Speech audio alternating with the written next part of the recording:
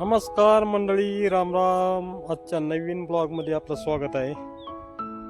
तर आज आम्ही हे गेलेल्या ऊसामध्ये ऊस काही पडलेले होते, पाचटी खाली लपून बसलेले काही. आता एक खोडवं पण आपण पेटवून दिलं तर, आणि मशीन एका दिवस थोडं होत आहे पडापडी, आणि आपला ऊस गेला संध्याकाळी. त्याच्यामुळे त्या मशीनच्या पाठीमागं आपल्याला फिरणं झालं नाही, ऊस पडलेले उचलायला. ते पाचटीमध्ये झाकून गेलेत. आता काय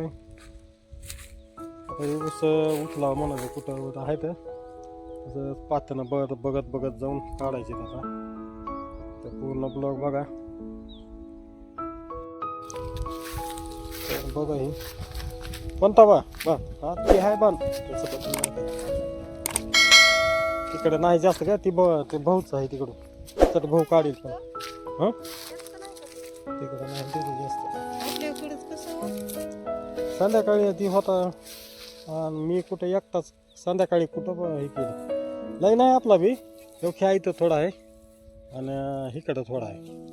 नाही लय आपल्या इथून कुठं कुठं आहे कधी पडलेलं ते उंच गेलेले. संध्याकाळी कुठून बघणार होतो अगोदर सगळं ढिगारे करू पुन्हा उचलू ठीक आहे ना. हे खूप कमी घेतो.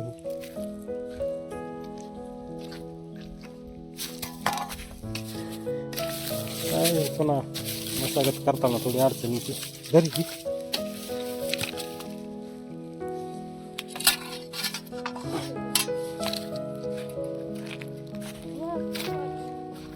हो ना, गोळा करून पुन्हा भरू.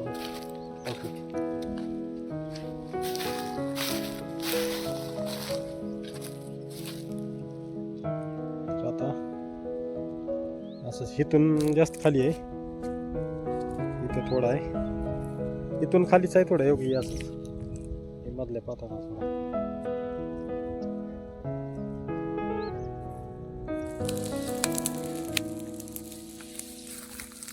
कधी कडा काटाचं हे ऐकून बांधावरचं खाली वडा इकडं.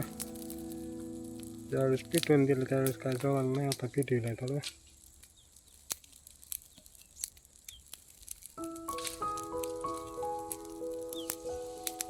कडाला फक्त जास्त ऊस निघालाय कडाच्या पाताला. हे काय